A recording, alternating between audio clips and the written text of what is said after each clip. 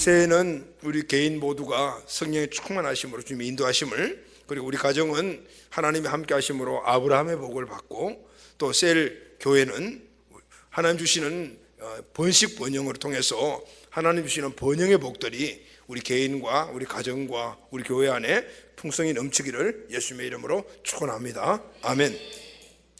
자, 사랑하는 가족 여러분, 이제 새해가 밝았습니다. 오늘 새해 첫 주일입니다.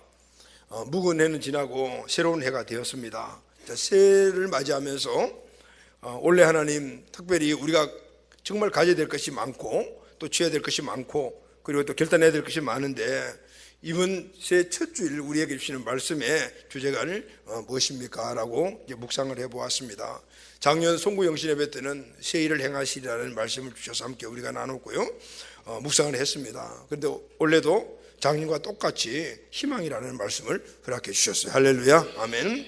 그래서 희망은 정말 중요한 것이구나, 또 중요하다는 설교를 준비하면서 다시 한 번 더 깨닫게 되었습니다. 여러분, 올해도 하나님 주시는 우리 모든 삶 안에 이 희망이 또 희망찬 하루가 되고 한 해가 되고 이 희망이 그대로 이루어지는 한 해가 꼭 되시기를 예수님의 이름으로 축원합니다.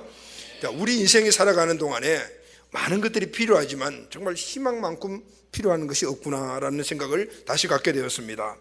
여러분, 희망은 사람을 살리기도 하고 죽이기도 합니다.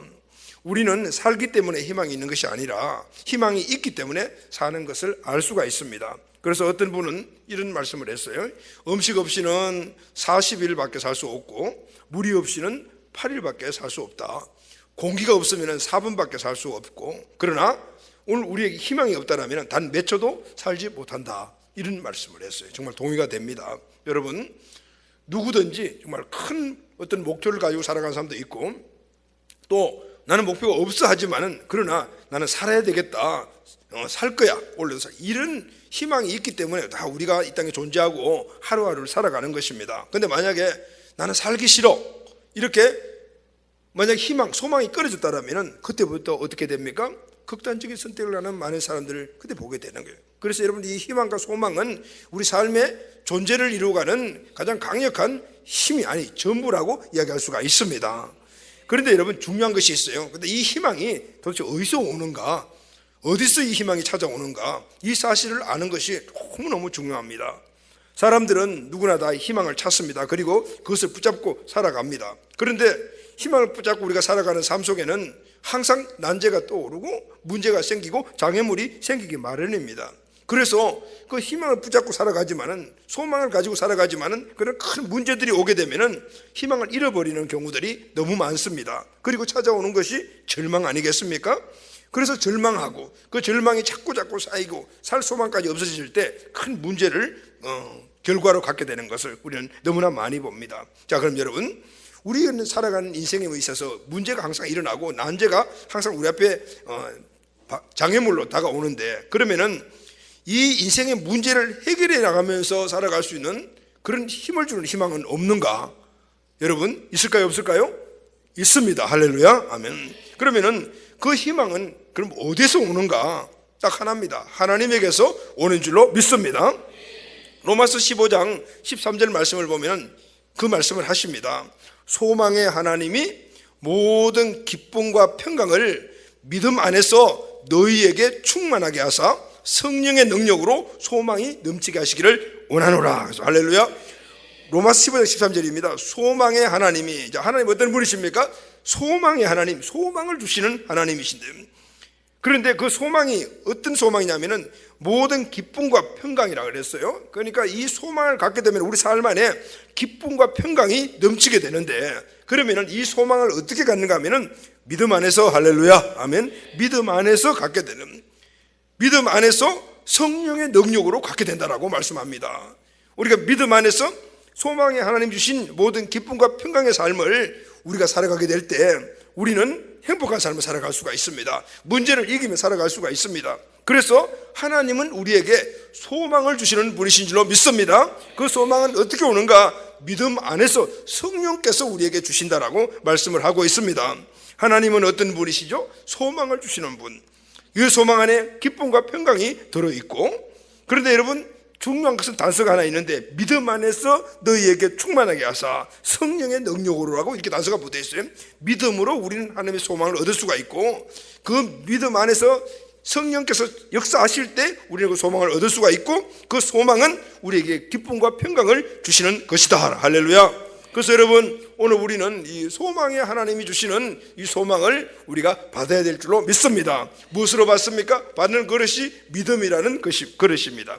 오늘 이 부분을 우리에게 정확하게 말씀해 주시는 말씀이 오늘 본문입니다. 오늘 11장 1절 말씀을 보면은 믿음은 바라는 것들의 실상이요 보이지 않는 것들의 증거니라고 기록이 되어 있습니다. 이 말씀은 희망이 어디에서 오는 것인가를 말해줍니다. 여러분 히브리서 11장은 두 부분으로 되어 있죠. 1장에서 3장 1절에서 3절을 보면은 믿음이 무엇인가에 대해서 기록을 하고 있습니다. 그리고 4절에서 40절 말씀을 보게 되면 믿음으로 살았던 사람들은 누구인가에 대해서 말씀하고 있습니다. 여기에는 실명이 10명 그리고 나머지는 익명으로 나옵니다. 1절에서 3절에 나오는 믿음의 정의는 두 가지로 말합니다. 하나는 믿음은 바라는 것들의 실상이요 라고 했어요. 또 하나는 믿음은 보이지 않는 것들의 증거다라고 말합니다. 믿음은 바라는 것들의 실상입니다. 할렐루야. 믿음은 그러니까 바라보면서 출발하는 거예요. 이 믿음의 본질은 바라는 것이라는 것이죠. 그래서 여러분 바라는 게 뭐죠? 바라는 것이 희망 아닙니까? 그래서 희망은 처음부터 믿음 안에 있었다 그 말이에요. 믿으니까 바라보는 거거든요. 두 번째는 믿음은 또한 보이지 않는 세계에 대한 관심이다라고 말합니다. 1절에 보니까 믿음은 보이지 않는 것들의 증거니라고 말합니다.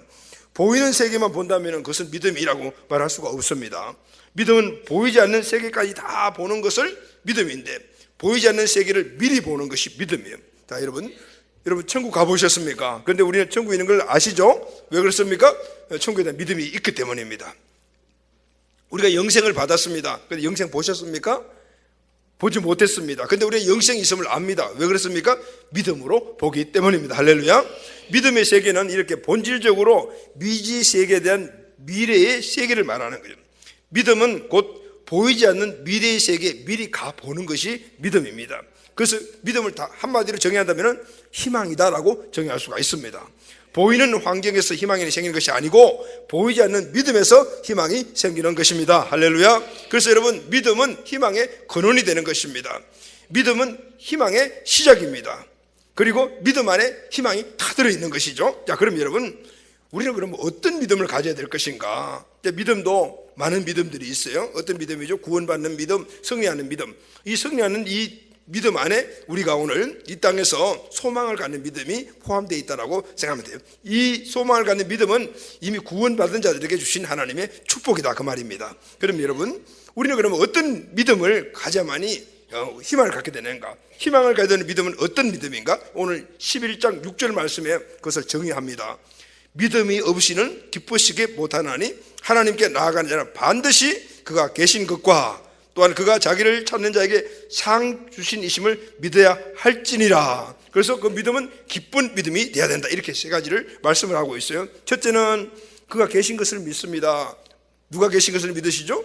하나님이 살아계신 것을 믿는 겁니다. 두 번째는 하나님이 자기를 찾는 자에게 상을 주신다라는 것을 믿는 믿음입니다. 세 번째는 그를 기쁘시게 해야 되겠다라는 우리의 믿음입니다. 이 세 가지 안에서 이 믿음 안에서 하나님 주시는 엄청난 희망과 소망이 들어있습니다. 할렐루야. 사랑하는 가족 여러분, 원래 우리 온 가족들이 이 믿음으로 성령 안에서 하나님이 주시는 희망 가운데 우리의 모든 삶이 기쁨과 평강이 넘치는 삶이 되시기를 예수님의 이름으로 축원합니다. 그래서 여러분 이 믿음을 오늘 함께 나누는 이 믿음을 꼭 붙잡으시기를 다시 한번 주의 이름으로 축원합니다. 아멘. 자, 첫 번째 우리에게 소망을 가져야 되는 믿음은 어떤 믿음일까요? 우리는 어떤 믿음을 가져야 될까요? 하나님은 살아 계신다는 믿음. 할렐루야. 그가 계신 것을 했죠. 희망을 낳는 첫 번째 믿음은 하나님이 살아 계신다는 것을 믿는 믿음입니다. 자, 여러분은 하나님이 살아 계신다는 것을 믿습니까? 아멘. 이 질문 너무 중요합니다. 왜 중요한지 아십니까? 이 질문은 오늘 우리의 모든 희망과 그리고 또 우리의 믿음의 시작 출발이 되기 때문입니다. 얼마 전에 기독교 신문에서 기독교인들 상대로 설문조사를 했는데요. 그 질문이 이겁니다. 당신은 하나님이 살아계신다는 것을 믿습니까? 그랬더니 하나님은 확실히 살아계십니다라고 답변한 사람들이 64.2%였고요. 살아계신 것 같은데 확신할 수가 없네요라고 하죠. 28.9%였다고 합니다. 그리고 잘 모르겠습니다 이렇게 답변한 사람이 14.5%였대요. 근데 여러분, 오늘 이 설문조사에서 보면은 좀 마음이 좀 아프죠. 왜냐하면 예수를 믿는다고 말하고 교회를 다니는 사람들 가운데서 하나님이 살아계신다는 것을 확신하지 못하고 다니는 사람들이 무려 40%나 된다, 그 말씀이에요. 자, 여러분은 어떻습니까? 여러분들은 하나님 살아계심을 믿으십니까? 아멘. 물론 꼭 그렇게 되리라고 믿고 그러리라고 믿습니다. 자, 그럼 여러분, 하나님이 살아계신다는 것을 그럼 어떻게 여러분 확신합니까? 어떻게 알 수가 있습니까? 그냥 하나님이 살아계시는 거구나 믿어집니까? 이렇게 답변할 수도 있어요. 예 라고 할 수도 있어요. 그런데 여러분, 오늘 이 사실의 질문에 대해서 우리가 정의를 가져야 돼요. 이단들이 집집마다 방문해 가지고 문을 두드리는데 대부분 보면은 기독교, 그러니까 교회 다니는 그 교회 폐가 붙어 있는 집을 찾아가요. 왜 그러냐면요, 이 사람들이 알고 있는 게 예수 믿는 사람들이 얼마나 이 믿음에 대한 정의가 없다는 걸 잘 알고 있기 때문에, 특히 신천지 같은 경우는 아주 그 방면에 아주 도사가 되었어요. 그래서 묻습니다. 구원파 같은 것도 묻잖아요. 당신 구원받았습니까? 그럼 구원받았죠. 그러면 언제 구원받았습니까? 언제 구원받았어요? 이게 이제 날짜를 내라니까 이게 진짜 헷갈리는 거예요. 그때부터 이제 이 사람들 폐수로 끌려가게 된단 말이죠. 그래서 여러분, 우리는 믿음이나 구원 확신이라든가 가장 중요한 우리 신앙의 터가 되는 이 부분들에서는 정확한 그 진리에 대한 정의를 가져야 합니다. 아멘. 하나님이 살아계신다는 것들을 어떻게 알 수 있습니까? 여러 가지 신학적으로 하나님이 살아계신 걸 증명하는 여러 가지 많은 그런 그 이유들을 우리가 이제 갖고 있는데, 오늘은 두 가지만 딱 여러분들하고 함께 나누려고 해요. 자, 성경은 자연을 통해서 하나님의 살아계심을 증거하고 있습니다. 할렐루야. 자, 우리가 하나님의 살아계심을 어떻게 알 수 있는가? 물론 믿음으로 우리가 답변하지만은, 그러나 그 믿음을 통해서 우리가 어떤 상황들을 보고 하나님의 살아계심을 알 수 있는가? 성경이 말하는 것은 믿음으로, 자연을 보면, 자연을 통하여 믿음으로 하나님의 살아계심을 알 수 있다라고 말합니다. 히브리서 11장 3절에 보면은 믿음으로 모든 세계가 하나님의 말씀으로 지어진 줄을 우리가 아나니 보이는 것은 나타난 것으로 말미암아 된 것이 아니니라. 하나님의 말씀으로 지어진 줄을 우리 믿음으로 아는데, 이 우주 만물은 하나님께서 지으셨다. 오늘 이것이 우리가 믿음으로 알게 된다는 거. 할렐루야.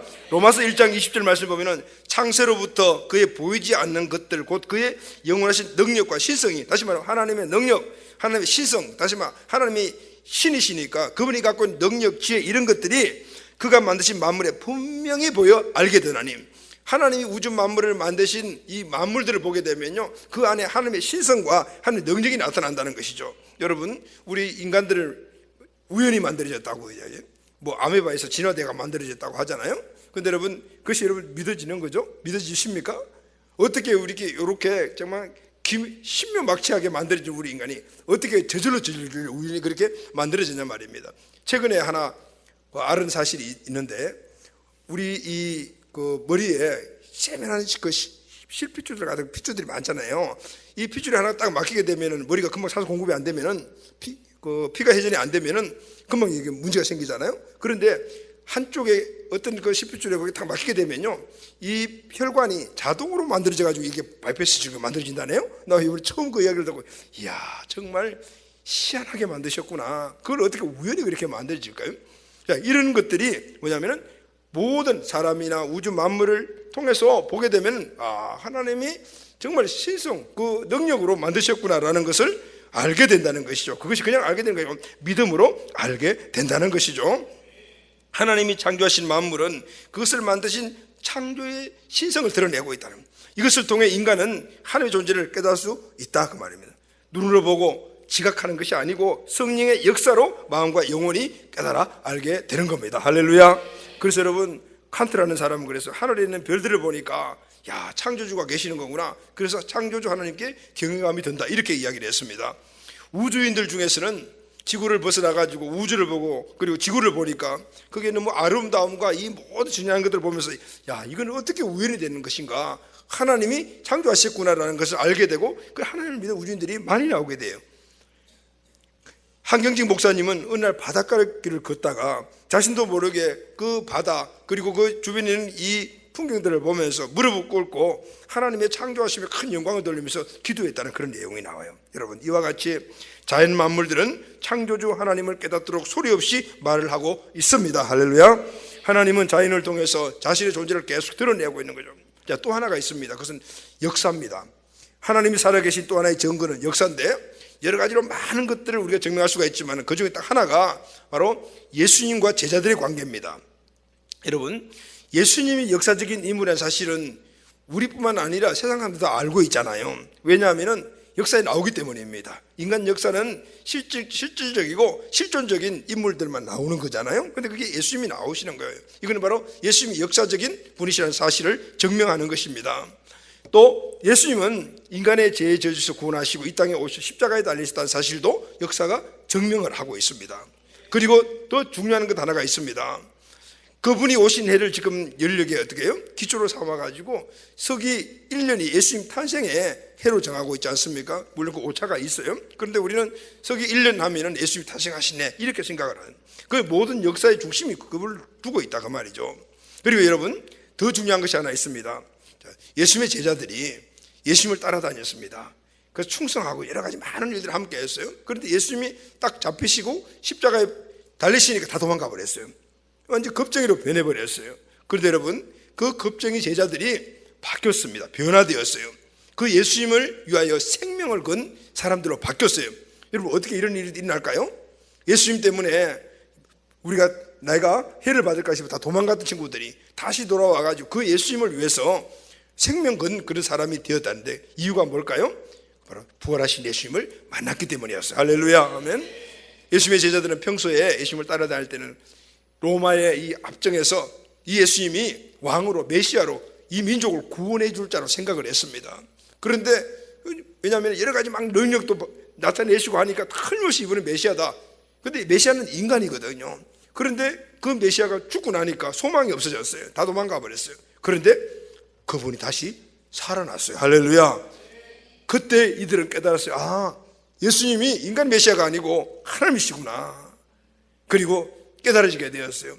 평소에 예수님이 하셨던 모든 말씀이 그때부터 믿어지기 시작을 했어요. 그렇죠, 여러분? 천국과 지옥도 믿어지고 천사도 믿어지고, 그리고 그분이 하셨던 말씀, 하늘을 확장하는 그 말씀이 예수님이 하신 말씀이 아니고 하나님이 나에게 하셨구나. 그러니까 그것을 사명으로 받아들이고 평생을 생명 걸고 나아가 복음을 전하다가 다 순교할 수 있었던 것입니다. 겁쟁이 이 제자들이 어떻게 생명을 걸 수 있었겠습니까? 그것은 천국에 있다는 사실을 확신했고, 그리고 예수님이 하나님이라는 사실을 확신했고, 그분이 주신 사명이 내가 오늘 이 땅에 살아갈 유일한 이유라는 걸 알았기 때문에 생명을 그 일을 감당했던 거예요. 여러분, 이 사실은 역사가 증명을 하고 있습니다. 할렐루야. 아멘. 하나님 살아계십니다. 아멘. 하나님은 지금도 살아계시고 오늘 우주 만물을 지금도 섭리해 가고 계시는 거예요. 히브리서 11장 6절 말씀을 우리에게 소망이 되는 믿음이 뭐냐면 살아계신 하나님을 믿는 믿음이라고 말씀하고, 할렐루야. 아멘. 하나님께 나아가니라 반드시 그가 살아계신 것을 믿어야 할지니라 라고. 살아계신 하나님, 오늘 우주 만물을 창조하실 뿐만 아니라 지금도 섭리하고 계시고 사람과 자연과 모든 역사를 지금도 다스리고 이루어 가신 줄로 믿습니다. 그 희망이신 하나님, 살아계신 하나님을 오늘 내가 믿고 의지하게 되면 우리는 희망 가운데 한 해를 살아갈 수가 분명히 있습니다. 아멘. 두 번째는요, 오늘 본문 말씀에서 오늘 우리가 하나님이 우리에게 주신 소망의 하나님의 사실을 믿을 수 있는 이유는 오늘 말씀이 하나님은 하나님을 찬자들에게 상을 주신다라는 사실을 믿으라 이렇게 말해요. 할렐루야. 우리에게 소망을 갖다 주는 두 번째 믿음은 하나님은 하나님을 찬자에게 반드시 상을 주신다라는 거예요. 여러분, 하나님 살아 계십니다. 그리고 지금 우리와 함께 계십니다. 그리고 우리의 문제를 알고 계십니다. 그리고 우리가 하나님의 뜻대로 살면 언제라도 우리에게 보상해 주십니다. 아멘. 오늘 이 사실을 믿게 되면 오늘 우리는 항상 희망 가운데 살아갈 수가 있다고 오늘 본문이 말합니다. 자, 히브리서 11장에 보면 그 믿음을 가지고 살았던 사람들 10명이 나오는데, 이 사람들은 믿음만 가지고 그냥 뼈지르게 고생하고 힘들게만 살던 분이 아니에요. 그 삶을 통해서 결국은 하나님이 그들에게 보상해 주신 것을 받고 누렸던 사람들입니다. 히브리 10장에 이렇게 10명의 실제적인 사람들이 나오잖아요. 아벨에서부터 시작해서 기생 라합까지 이런 들이 쫙 나와요. 이들의 보면은 삶의 공통점이 딱 나와요. 이들은 모두가 믿음으로 살았다. 할렐루야. 그렇게 믿음으로 살았더니 하나님이 그들에게 상을 주셨다. 이거는 믿음으로 살면 상을 주신다는 겁니다. 그래서 하나님은 하나님을 찾는 자들에게 상을 주신다라고 말해요. 오늘 본문 4절에 보게 되면 아벨이 나옵니다. 여러분, 아벨의 형이 가인이잖아요. 아벨과 가인이 하나님께 제사를 드렸습니다. 가인은 곡식으로 예배를 드렸고 아벨은 동물을 잡아서 제사를 드렸습니다. 그런데 하나님께서는 가인의 제사는 안 받으시고 아벨의 제사만을 받으셨어요. 자, 왜 가인의 제사, 아벨의 제사 똑같이 자기들이 갖고 있는 직업에서 나온 그런 그 물품을 가지고 제사를 드렸는데 왜 가인의 제사는 안 받고 아벨의 제사만 받았을까요? 그것은 딱 하나입니다. 아벨의 제사는 믿음으로 드린 제사였기 때문이었습니다. 할렐루야. 이 말씀은요, 아벨은요 그냥 그 예배를 드릴 때 믿음으로 됐다는 것이 아니에요. 아벨의 전체적인 모든 삶이 믿음의 삶이었다는 것. 이 믿음의 삶을 살았던 아벨이 제사도 그 믿음으로 될 수밖에 없었다는 것이죠. 그러나 가인은 항상 자기 멋대로 살았던 거죠. 말씀을 떠나 살았던 거죠. 그렇게 살다가 그냥 예배 와가지고 자기 갖고 있는 거 예배를 드렸단 말이죠. 영적으로 말씀은 희생의 제물이 아니었다는 거예요. 여러분, 믿음의 예배는 정성과 희생으로 드리는 예배라. 근데 그 믿음의 예배는 그냥 단순한 한 번에 드리는 것이 아니고 그의 삶 전체에서 우러나오는 예배라. 그걸 받아주셨다는 거예요. 그렇게 예배 드렸을 때 하나님께서 아벨을 의로운 자라고 불러주셨어요. 할렐루야. 5절에 보게 되면 에녹이라는 사람이 나옵니다. 여러분, 에녹은 이 땅에서 천국의 소망을 가지고 살았던 사람입니다. 다시 말하면 이 세상의 삶이 전부가 아니다. 죽은 이는 반드시 천국에 간다. 그래서 이 땅에 살지만은 천국의 삶을 살아야 됐거든요. 그러니까 하나님께서 그 삶을 살았던 이 에녹을 그대로 천국으로 데려가셨던 거예요. 여러분, 오늘 우리가 이 땅에 살아가는 모든 삶의 그 모습들이 그대로 나타나게 되는 거예요. 할렐루야. 아멘. C.S. 루이스는 이런 말을 했습니다. 세상에서 발자취를 남긴 사람들은 모두 천국을 목표했던 사람들이다. 천국을 목표로 삼으면 세상에서도 천국을 얻게 되지만 세상을 목표로 삼으면 세상에서도 아무것도 얻지 못한다. 이렇게 이야기를 했어요. 여러분, 세상에서 천국의 삶을 사는 사람만이 천국 갈 수가 있는 거예요. 할렐루야 하면 7절에 누가 나와요? 노아가 나옵니다. 노아는 어떻게 살았습니까? 믿음으로 방주를 예비했습니다. 믿음으로 사는 삶은 언제나 말씀을 따라서 순종하는 삶을 사는 사람들입니다. 노아는 어느 날 배를 만드는 하나님의 명령을 받았습니다. 그런데 날씨를 보니까 아무리 봐도 배를 만들 날씨가 아닙니다. 비가 올 날씨가 아닙니다. 햇빛은 쨍쨍 내리쬐이고 비가 올 기미는 요만큼도 보이지 않습니다. 그런데 노아는 말씀 순종했어요. 여러분, 배를 만들려면 강가에서 만들어야 되는데 어디서 만들라고 했습니까? 산 꼭대기에서 만들라고 그랬습니다. 이해도 되지 않고 그리고 말도 되지 않은 일이었지만 그러나 하나님의 말씀이기 때문에 그냥 순종했습니다. 여러분, 결과 어떤 상급을 받았습니까? 홍수로 인해 인류가 다 죽었지만 노아 8명의 가족들은 다 홍수에서 살아남게 되었습니다. 이것을 성경은 의의 상속자가 되었다라고 말했어요. 살아난다는 게 중요한 게 아니라 이 의의 상속자가 됐다는 말은 다시 말하면 하나님 주시는 의의 축복이 있잖아요. 그 의의 축복이 뭐냐면 번성번영의 축복인데 이 번성번영 축복의 상속자가 되었습니다. 다시 말하면 하나님이 아담과 하와에게 주신 이 축복이 인간의 죄로 말미암아 단절됐을 때 하나님은 다시 이 순종 사람 노아를 통해서 번성번영의 축복을 허락하시고 다시 인류의 중시조가 되는 큰 은혜를 베풀어 주셨던 거예요. 할렐루야. 아멘. 아브라함, 사라, 야곱, 모세, 라합 모두가 믿음으로 살았고 믿음으로 살았기 때문에 하나님이 그들에게 복을 주셨고 복을 받았던 사람들입니다. 비록 방식은 달랐지만은 믿음의 삶을 살았기 때문에 다 상급을 받은 사람들이에요. 여러분, 아브라함은 믿음의 삶을 살았더니 하나님이 어떤 축복을 했습니까? 유대교, 기독교, 이슬람교 세계 3대 종교의 조상이라는 명예를 받았고 믿음의 조상이 되었습니다. 사라도 믿음으로 살았습니다. 그 다음에 아들 이삭을 상급으로 받았습니다. 모세도 믿음으로 살았습니다. 이스라엘 민족을 구원하는 이 구원자의 상급을 받게 되었습니다. 라합도 믿음으로 살았습니다. 여호수아가 여리고를 정복할 때 모든 식구가 라합 때문에 다 구원을 받았습니다. 하나님은 이렇게 믿음으로 사는 자들에게는 분명히 상급을 주십니다. 할렐루야. 믿음의 삶은 절대로 헛되지 않습니다. 심지어 34절 이하에 보게 되면 이름 없이 죽은 수많은 사람들이 나오는데 이 사람들에게도 모두가 한 사람도 예외 없이 약속과 상급이 주어진 것을 볼 수가 있습니다. 여러분, 믿음과 희망은 이렇게 함께 가는 겁니다. 여러분, 독일의 신학자로 유르겐 몰트만이라는 유명한 분이 계셔요. 이분이 1964년에 쓴 아주 기독교 안에 고전적인 그 책이 있습니다. 그 책 제목이 희망의 신학이라는 제목인데, 이 책은 우리가 믿는 기독교 이 신앙의 가장 중요한 특징이 희망이다라는 것으로 그렇게 밝힌 그런 책입니다. 이 책에 많은 내용이 있는데 그 중에서 이런 내용이 있어요. 믿음은 하나님이 나의 아버지가 되심을 아는 것이라면 희망은 그분과 함께 사는 것이다. 믿음이 우리에게 영생이 주어졌음을 아는 것이라면 희망은 우리가 영생을 누리며 사는 것이다. 하나님 믿음을 통해서 우리에게 무언가를 주시고, 그리고 오늘 그 믿음을 갖는 자들은 오늘 하나님 주신 그것을 누리며 살아갈 수 있다, 그 말. 할렐루야, 아멘. 따라서 믿음은 희망을 세우고 희망은 믿음을 키운다라고 했습니다. 정확합니다, 여러분. 그렇습니다, 여러분. 믿음은 희망을 세워주는 거죠. 믿음을 갖고 있으면 우리가 희망을 갖고 살아갈 수가 있고, 그리고 그 희망을 갖고 살아가다 보면요, 점점 믿음이 커지는 거예요. 할렐루야, 아멘.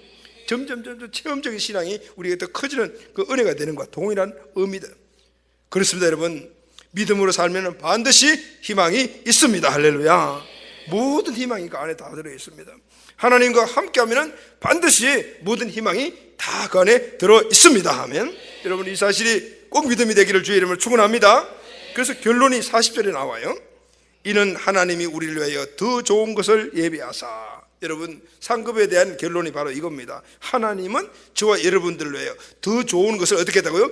예비해 놓으셨다는 거. 아멘. 하나님은 항상 저와 우리를 위해서 더 좋은 것들을 예비해 놓으시는 거예요. 근데 우리가 그걸 뭘 가지고 취하죠? 믿음으로 취하는 거죠. 하나 취하면 그 다음 단계에 예비되심이 또 있습니다. 믿음을 취하면 또 그 다음 단계에 또 예비하심이 있는 거예요. 그래서 여러분, 우리는 믿음이 점점 커질 때마다 하나님의 예비하심의 축복도 점점 크게 될 줄로 믿습니다. 그래서 점점 더 잘 되는 삶이 하나님 주시는 은혜의 축복 안에 있는 거예요. 하나님은 지금 내가 믿음으로 살면은 믿음의 열명의 삶과 같이 모든 것에 대해서 보상을 주셔요. 오늘 하나님 때문에 고생하면은 내일 분명히 축복을 주십니다. 할렐루야. 오늘 내가 기도하면 분명히 하나님이 내일 응답하여 주십니다. 아멘. 오늘 내가 만약 주님을 위해서 조롱당하고 손가락질 받고 그렇게 살았다면 분명히 하나님을 나를 높게 세워 존귀한 자로 만들어 주십니다. 아멘. 여러분, 이 사실을 우리 마음속에 잘 바퀴복같이 꽝 받고 여기 우리 1년의 인생의 삶을 걸기를 주의 이름으로 축원합니다. 믿음 안에 소망이 있습니다. 아멘. 믿음으로 살면은 분명히 우리는 희망이 넘치는 거예요. 이 믿음이 원래도 우리의 승리의 힘이 될 줄로 믿습니다. 자, 마지막으로 세 번째 믿음은 무슨 믿음이라고 그랬어요? 나는 하나님이 기뻐하시는 삶을 살겠다라는 믿음입니다. 세 번째로 우리에게 힘을 얻는 믿음은 나는 반드시 하나님께서 기뻐하시는 삶을 살겠다. 이 믿음이 오늘 우리에게 소망이 되는 거예요. 믿음을 가진 사람은 반드시 하나님 중심으로 살게 됩니다.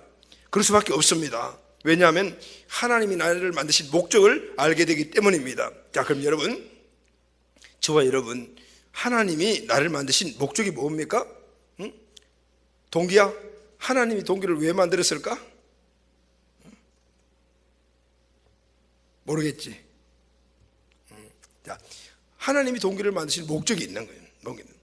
자, 그럼 여러분, 목적이 무엇일까? 그걸 알려면 어떻게 해야 될까?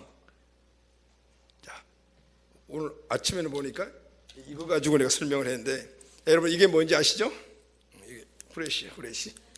근데 이게 최고사님이 나 갖다 주는데 처음 이렇게 주시길래, 기도회 때 주시길래 이게 뭔가 이렇게 봤더니 이 후레쉬예요. 근데 여러분, 이 후레쉬가 조그만하잖아요. 미니 손전등인데 이게 뭐 할 때 사용하는 건가? 그래가지고 이게 안에 여기 볼 때 사용하는 게 치과에 사용하는 건가? 이런 생각도 여러 가지 했어요. 왜 그래요? 이게 뭘 위해서 만든지 일단 불빛을 보기 위해서 만든 건데 어디 사용하는 지 잘 모르겠더라고요. 그래서 가만히 생각을 해보니까 이거는 이게 깜깜할 때 제가 기도 인도하면 온거가 잘 안 보이거든요. 그러니까 우리 최고사님이 그걸 유심히 보셨다가 이렇게 해가지고 반하고 주셨구나 이제 알게 되었어요. 여러분, 뭘 설명하려 하면은 이 손전등을 만든 사람은 분명히 그런 조그만 세밀한 부분들을 볼 때 보라고 이걸 만들으셨단 말이죠. 근데 나는 모르겠어요. 그러니까 어떻게 됩니까? 이 손전등을 만든 사람한테 가가지고 이게 도대체 왜 만들었어요? 라고 물어봐야 되지 않습니까? 그런데 이거 누가 만든지 제가 어떻게 압니까? 그럼 어떻게 해야 되겠어요? 인터넷 들어가 설명서를 구해가지고 읽어보면 금방 알 수가 있대요. 여러분, 오늘 우리 인생의 삶의 목적이 무엇인가? 바로 이거예요. 우리를 누가 만드냐? 하나님 만드셨는데요. 그러면 하나님께 가서 하나님 나를 왜 만드셨습니까? 이렇게 물어봐야 되잖아요. 그런데 여러분, 하나님 그렇게 답변해 주시면 참 좋을 것 같아요. 동기야 너는 이거 하고 저거 하고 이렇게 하라 했는데 그렇게 답변하지 않는 거예요. 그럼 어떻게 해야 될까요? 하나님이 나를 만드신 그 목적에 담겨진 설명서를 보면 돼요. 여러분, 그 설명서가 성경입니다. 할렐루야, 아멘.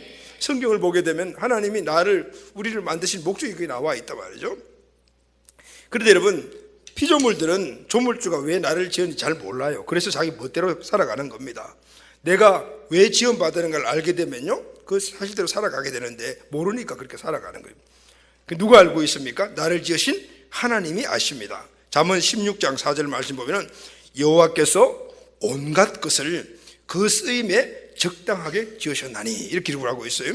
하나님은 이 우주 만물을 다 창조하셨는데 그 창조된 것 하나하나가 그 쓰임에 적당하도록 만들었다. 그러니까 만드신 목적이다. 태양을 만드신 목적도 있고, 그리고 오늘 이 우주 만물에 여러 가지 많은 것들을 만드신 목적이 있고, 그 목적을 위해서 만들었다. 그러면은 그 만드는 피조물은 하나님의 그 목적에 합당하도록 살아가야 되네요. 할렐루야, 아멘.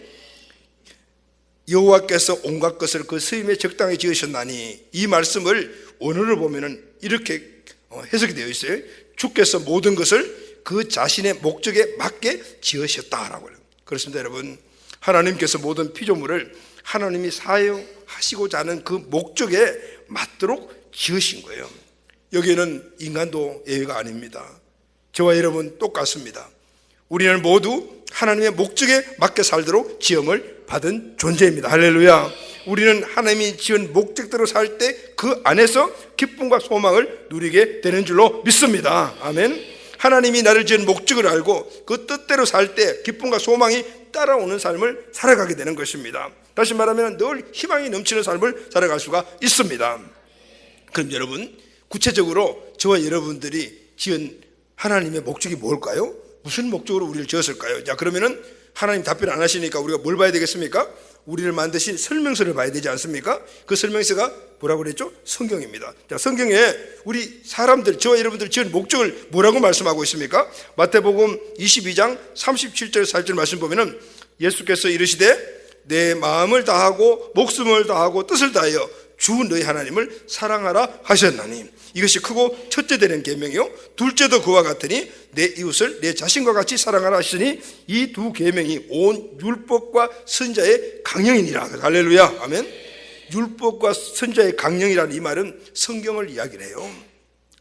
이 성경의 전체적인 그 안에 들어있는 우리 인간을 차용하신 목적이 딱 두 가지가 나오는데, 첫째는 하나님을 사랑하라, 아멘. 두 번째는 뭐죠? 이웃을 사랑하라. 이 두 가지입니다. 여러분, 저와 여러분들이 이 땅에 하나님께 지으신 목적이 뭐냐면, 첫째는 하나님을 사랑하는 것이고 둘째는 이웃을 사랑하는 겁니다. 이것이 바로 성경, 우리의 인생을 만드신 설명서에 기록된 내용이다, 그 말인 거죠.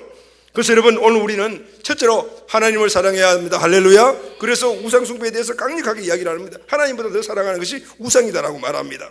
그리고 두 번째는 내 이웃을 내 몸과 같이 사랑하라고 말씀하신 거예요. 이 이웃은 가족에 있는 모든 사람들 다 총망라하잖아요. 그러면 여러분, 이걸 구체적으로 적용하면 무슨 얘기일까요? 하나님을 사랑하는 것은 예배하는 것입니다. 할렐루야.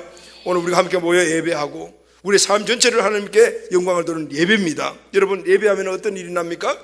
하나님의 영광이 나타납니다.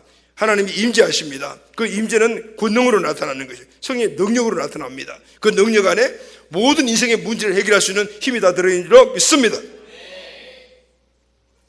이웃을 사랑하라는 것은 바로 이웃의 영혼들을 향하여 전도하는 것입니다. 여러분, 전도를 해보게 되면요, 소망을 갖게 됩니다. 무슨 소망입니까?